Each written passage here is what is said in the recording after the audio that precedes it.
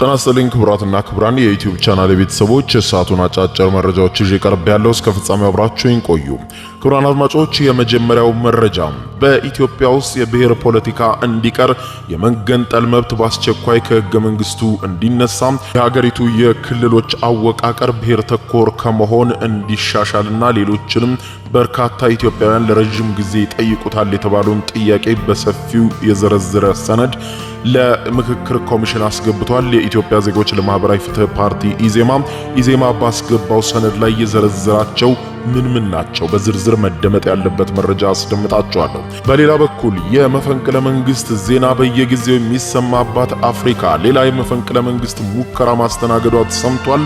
በምዕራብ አፍሪካዊቷ ሀገር ቤኒን ወታደሮች የመፈንቅለ መንግስት ለማድረግ ሙከራ ማድረጋቸው በሀገሪቱ ብሔራዊ ቴሌቪዥንም መፈንቅለ መንግስት መደረጉን ማወጃቸው ተነግሯል። የሀገሪቱ ፕሬዝዳንትም ሸሽተው ወደ ፈረንሳይ ኤምባሲ እንደገቡ እየተዘገበ ነው። የሀገሪቱ መንግስት መፈንቅለ መንግስቱን አክሽፌዋለሁ ቢልም ታጣቂዎቹ ግን ተቆጣጥረናል ነው የሚሉት። በጉዳዩ ዙሪያ በዝርዝር የምታደምጡት መረጃ ይኖራል። እስከ ፍጻሜው ቆዩ። ዝርዝሩን አድምጡ ግብዣዬ ነው። ወደ መረጃዎቹ አለፍኩ። አብረን እንከታተለው። በቅድሚያም በኢትዮጵያ ውስጥ የብሔር ፖለቲካ እንዲቀር ከህገ መንግስቱም የመገንጠል መብት እንዲወጣና የፖለቲካ ስርዓቱ በአስቸኳይ እንዲቀየር የኢትዮጵያ ዜጎች ለማህበራዊ ፍትህ ፓርቲ ኢዜማ ጠየቀ። የኢትዮጵያ ዜጎች ለማህበራዊ ፍትህ ፓርቲ ኢዜማ የሀገሪቷ ከፍተኛ ባለስልጣን ፕሬዝዳንት እንዲሆን በሚያስችልና ፕሬዝዳንቱ በቀጥታ በአብላጫ ድምጽ 50 ሲደመር 1 የሚመረጥበት ፕሬዝዳንታዊ የፖለቲካ ስርዓት መተካት እንዳለበት ከአብላጫ ድምጽ በተጨማሪ ፕሬዝዳንቱም በአብዛኛው ክልሎች ተመራጭ የሚሆንበት ስነ ስርዓት መዘርጋት አለበት የሚል አጀንዳ ለሀገራዊ ምክክር ኮሚሽን በዝርዝር አስገብቷል። በህገ መንግስቱ በአንቀጽ 45 የተዘረጋው የፓርላሜንታሪ ስርዓት መሪው በቀጥታ የማይመረጥበት ቋንቋን መሰረት ባደረገ መልኩ የተመረጡ ተወካዮች ተሰብስበው የሚመርጡ በመሆኑ የሀገሪቱ የብሔር ፖለቲካ በራሱ መቀየር እንዳለበት በዋና አጀንዳነት አስይዟል። ፓርቲው በሀገር ህልውናና ቀጣይነት ላይ የተደቀነውን አደጋ የማስወገድ ሀገርን በጠንካራ መሰረት ላይ የማቆም ጉዳይ የምክክር አጀንዳ አድርጎም አስመዝግቧል። ኢዜማ ህዳር 26 ቀን 2017 ዓ.ም በ73 ገጽ ሀገራዊ የምክክር አጀንዳዎችን መነሻ ሰነድ ለሀገራዊ ምክክር ኮሚሽን አስገብቷል። ፓርቲው አጀንዳዎችን በአምስት ርዕሶች ማለትም የሀገር ህልውናና ቀጣይነት አደጋ፣ የዜጎች ሰብአዊነትና ደህንነት መከበር አለመቻል፣ ከድህነትና ከኋላ ቀርነት መላቀቅ አለመቻል፣ የጋራ ማንነት ጥቅም፣ ፍላጎትና ስሜት አለመዳበርና የህገ መንግስት ማሻሻያዎች በሚል መቅረቡን ሪፖርተር ጋዜጣ ካገኘው ሰነድ ተመልክቻለሁ ብሏል። በሀገር ህልውናና ቀጣይነት ላይ የተደቀነውን አደጋ የማስወገድ ሀገርን ጠንካራ መሰረት ላይ የማቆም ጉዳይ ሀገራዊ ምክክር ከሌሎች ማናቸውም ጉዳዮች በላይ ቅድሚያ ሊሰጠው የሚገባ መሰረታዊ ጉዳይ መሆኑን ያሳሰበው ኢዜማ ለሀገር ህልውና ከምንምና ከማንም ነገር በላይ ቅድሚያ የሚሰጠው የሀገር ህልውና ችግር ውስጥ በሚወድቅበት ጊዜ የሚፈጠረው እጅግ አስከፊ ሁኔታ ማንኛውም የማህበረሰብ ክፍል ቡድንና ግለሰብ ለህልውና አደጋ መጋለጡ የማይቀር በመሆኑ እንደሆነ በሰነዱ ላይ አስፍሯል።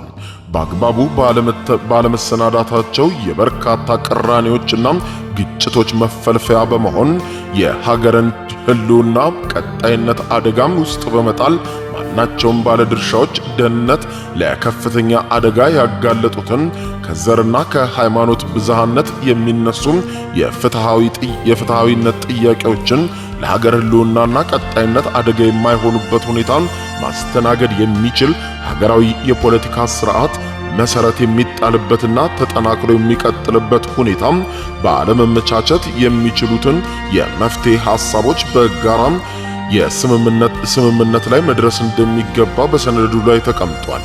በሀገራዊ ምክክሩ ላይ መነሳት ያለበት ሌላኛው ጉዳይ የዜጎች ሰብአዊነትና ዜግነታዊ ደህንነትን ማስጠበቅ አለመቻሉም መሆኑን በሰነዱ ላይ ዘርዝሯል። ኢዜማም በዚህ ዝርዝር ምክር ሐሳቡ ላይ እንዳስቀመጠውም ከሆነ የብሔር ፖለቲካ ሀገሪቱን ከፍተኛ ዋጋ እንዳስከፈለም አስቀምጧል። በተለይም ደግሞ የዘር ማንነትን መሰረታዊ መመዘኛ ያደረገው የኢህአዴግ አገዛዝ የቀድሞ ስርዓት እጅግ አስቸጋሪ እንዲሆን በማድረጉ ድህነቱና ኋላ ቀርነቱ ከቁጥጥር ውጭ እየወጣ ነው። ለሀገር አለመረጋጋት ብሎም መበታተን ምክንያት ከመሆኑም በፊት ሀገራዊ ምክክር መድረኩ በአስቸኳይ ሊያያቸው ይገባል የሀገሪቱን የፖለቲካ ስርዓት ብለዋል። በኢትዮጵያ ከፍተኛው የሉዓላዊ ስልጣን ለዘር ማንነት ቡድኖች የሰጠው ህገ መንግስቱ በዘርና በሃይማኖት የማንነት ቡድኖች መሃል ግጭት የሚቀሰቅሱ ትርክቶች፣ የጋራ ፍላጎቶችን ጥቅምና የጋራ ማንነትን ሊያጎለብቱ የሚችሉ ምልከታዎች ተግባራዊ አለመደረግ የጋራ ፍላጎትና ጥቅም የጋራ ማንነትም እንዳይኖር እያደረጉ ያሉ ሁኔታዎችም መሆናቸውን የገለጸው ኢዜማ የሀገር መሰረት የዘር ቡድኖችም ያደረገው በፈለጉ ጊዜ በዘር የተሰባሰቡ ቡድኖችና የፖለቲካ ፓርቲዎች የራሳቸውን ክልልና ሀገር መመስረት ይችላሉ የሚል መብትም በህገ መንግስቱ ተቀምጧል። በተግባር ግን በሀገር ህልውና ብቻ ሳይሆን በዘር የተሰባሰቡት ቡድኖች ህልውና ለከፍተኛ አደጋ ያጋለጠበት ሁኔታ የህግ ድጋፍ በሚሰጠው የህገ መንግስት ሀገራዊ ምክክሩ ሊመክርባቸው ከሚገቡ ዋና ነገሮች መካከል አንዱም የሀገሪቱ ህገ መንግስት ነው ብሎታል። ህገ መንግስቱ በአንድ በኩል መሰረታዊ ማስተካከያ የሚያስፈልጋቸውና ለሀገር ስብራት ምክንያት የሆኑ ድንጋጌዎችን የያዘ፣ በሌላ በኩል ደግሞ እንዳሉ ጥቅም ላይ ሊውሉ የሚችሉ አንቀጾችም ያሉበት ሰነድ ነው ያለው ኢዜማ። ስለሆነም በአሁኑ ወቅት ኢትዮጵያ ካለችበት ሁኔታ ከዓለም አቀፍ ሁኔታዎችም አንጻር እንዲሁም እስካሁን በህገ መንግስቱ ካገኘነው ተሞክሮ አንጻር ሊሻሻልና ዘመኑን ሊዋጅ ይገባል፣ እርማት ሊደረግበትም ግድ ነው ብሏል። በዚህም የህገ መንግስቱ መግቢያ በሚከፋፍሉና በሚለያዩ ጉዳዮች ላይ ከማተኮር ከማጠንጠን ይልቅ አንድ በሚያደርጉ እንደ አንድ የፖለቲካ ማህበረሰብ የጋራ ሆነው መሰረታዊ የዜግነት ጉዳዮች ላይ ሊያተኩሩ እንደሚገባም በአጽንኦት አሳስቧል። በህገ መንግስቱ አንቀጽ 39 መሰረት ማንኛውም ብሔር ብሔረሰብና ህዝብ እስከ መገንጠል የሚደርስ መብት እንዳለው ተደንግጓል።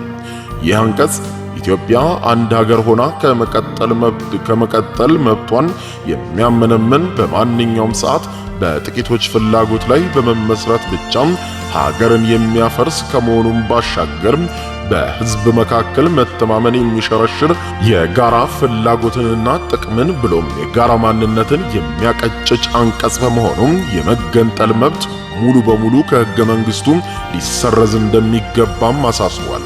ህገ መንግስቱ የተሻለ የጋራ መግባቢያ ሰነድ እንዲሆንና ቅቡልነት እንዲኖረው በህገ መንግስቱ አንቀጽ 62 ንዑስ አንቀጽ 1 የተጠቀሰው ህገ መንግስቱን የመተርጎም ስልጣን ከፌዴሬሽን ምክር ቤት ተነጥቆ ለህገ መንግስት ተርጓሚ ፍርድ ቤት እንዲሰጥ መደረግ እንደሚኖርበት የህገ መንግስት ተርጓሚ ፍርድ ቤት ራሱን ችሎ በአስቸኳይ እንዲቋቋም ወይም በልዩ ችሎት ሊተገበር ይገባልም ብለዋል። አንቀጽ 3 ሰንደቅ ዓላማ፣ አንቀጽ 8 ሉዓላዊነት፣ አንቀጽ 40 የመሬት ባለቤትነት፣ አንቀጽ 46 እና 47 የክልሎች አደረጃጀት፣ አንቀጽ 52 የክልሎች ስልጣን፣ አንቀጽ 104 እና አንቀጽ 105 ህገ መንግስቱን ማሻሻል፣ ሌሎችም እንዲሻሻሉ በሰነዱ ላይ የተካተቱ ዋና ዋና አንቀጾች ናቸው። የኢትዮጵያ ዜጎች ለማህበራዊ ፍትህ ፓርቲ ኢዜማ መሪ የሆኑት ፕሮፌሰር ብርሃኑ ነጋ በበኩላቸው ሀገራዊ ምክክሩ የኢትዮጵያን መሰረታዊ ችግሮች ለመፍታት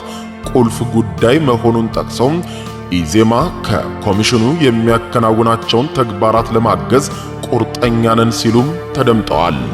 በሌላ ዜና በየጊዜው መፈንቅለ መንግስት በሚደረግባት በአፍሪካ ውስጥ ሌላ መፈንቅለ መንግስት መሞከሩ ተሰማ።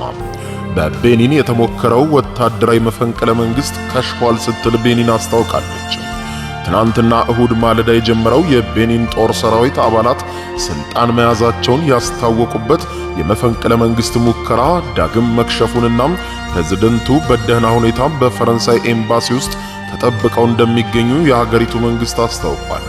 የቤኒን የሀገር ውስጥ ጉዳይ ሚኒስትር በሀገሪቱ ብሔራዊ ቴሌቪዥን ጣቢያ ቀርበው በምዕራብ አፍሪካዊቷ ሀገር ውስጥ የተሞከረው ይሄው አዲስ መፈንቅለ መንግስት ከሽፏል ሲሉ ከኤምባሲው መግለጫ ሰጥተዋል።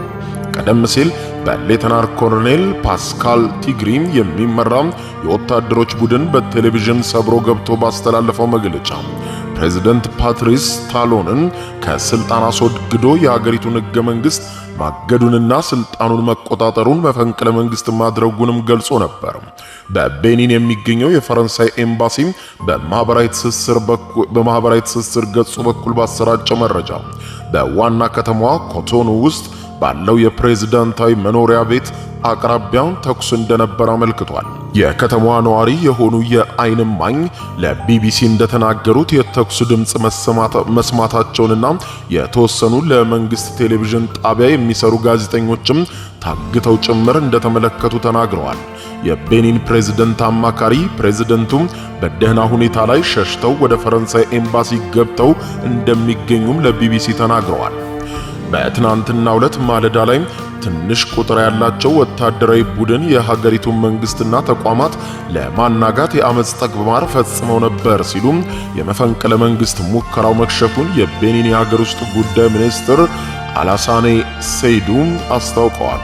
የቤኒን ጦር ሰራዊት አባላቶች እንዲሁም አመራሮቹ በዚህ ሁኔታ ውስጥ ቃለ መሐላቸውን በማክበር ለሪፐብሊኩ ታማኝ በመሆን በቁርጠኝነት ቆመዋል። የወሰዱትም እርምጃ ሁኔታውን እንዲቆጣጠሩ በማስቻል የተቃጣውን የመንግስት ግልበጣ ሙከራ ለማክሸፍ ችለዋል ብለዋል። በመሆኑም ህዝቡ በተለመደው ሁኔታ ወደ ዕለት ተዕለት ተግባሩ እንዲመለስ መንግስት ጥሪውን ያቀርባል በማለት ሁሉም ነገር አሁን በመንግስት ቁጥጥር ስር ውሏል ሲል አውጇል። በዋና ከተማዋ ኮቶኑ ሰማይ ላይ ሄሊኮፕተሮች ሲበሩ የነበረ ሲሆን በርካታ የከተማዋ መንገዶችም ተዘግተው በጎዳናዎች ላይ ከፍተኛ የወታደራዊ እንቅስቃሴዎችም ይታያል። በሀገሪቱ ውስጥ የሚገኙት የፈረንሳይና የሩሲያ ኤምባሲዎች በሀገሪቱ የሚገኙ ዜጎቻቸው ለደህንነታቸው ሲሉ ከቤታቸው እንዳይወጡ አሳስበዋል። የአሜሪካ ኤምባሲ ደግሞ ዜጎቹም ከዋና ከተማዋ ኮቶኑ በተለይም የፕሬዝዳንቱ መኖሪያ ካለበት አካባቢ እንዲርቁ መክሯል። የመፈንቅለ መንግስት ሙከራውን የመሩት ወታደሮች ፕሬዝዳንቱም ሀገሪቱን እየመሩ ያሉበትን አካሄድ በመተቸት ለእርምጃቸው ምክንያት መሆኑን ጠቅሰዋል።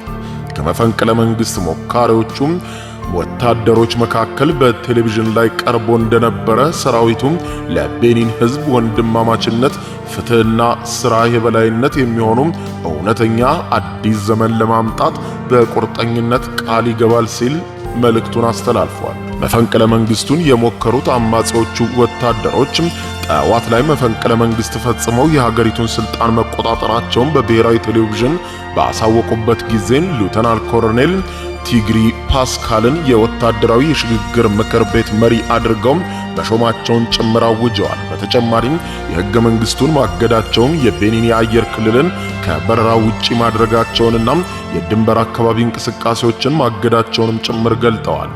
የፈረንሳይ ቅኝ ግዛት የነበረችው ምዕራብ አፍሪካዊቷ ሀገር ቤኒን በአፍሪካ የተረጋጋ ዲሞክራሲ አላቸው ከሚባሉ ሀገራት አንዷ ተደርጋ ትቆጠር ነበር ያለው ቢቢሲ ቤኒን በሀገሪቱ ዋነኛ የጥጥ አምራች ከሆኑ ሀገራት አንዷ ብትሆንም ደሃ ከሚባሉት መካከል ግን ናት። የመፈንቅለ መንግስት ሙከራ የተደረገባቸው የ67 ዓመቱ ፕሬዝዳንት ፓትሪስ ታሎን ሁለተኛው የስልጣን ዘመናቸውን አጠናቀው በመጪው ሚያዝያ ወር ላይ አስተዳደራቸውን እንደሚያስረክቡ እየተጠበቀ ነበር። የጥጥ ንጉስ የሚል ቅጽል ስም የሚታወቁት ነጋዴው ፕሬዝዳንት በአውሮፓውያኑ 2016 ነበር ለመጀመሪያ ጊዜ ስልጣን ላይ የወጡት። ለሶስተኛ ጊዜ ፕሬዝዳንት የመሆን ፍላጎት እንደሌላቸውና በምርጫ እንደማይወዳደሩም አስቀድመው አስታውቀው ነበር። የቤኒን የከሸፈው ይኸው አዲሱ መፈንቅለ መንግስት ዜና የተሰማው ከሳምንት በፊት በጊኒ ቢሳው ወታደሮች ስልጣን መያዛቸውንና መንግስት መገልበጣቸውን ካሳወቁ በኋላ ነው። አፍሪካም በተለይም ምዕራብ አፍሪካም በተደጋጋሚ በመፈንቅለ መንግስት የምትፈተን አህጉር ናት።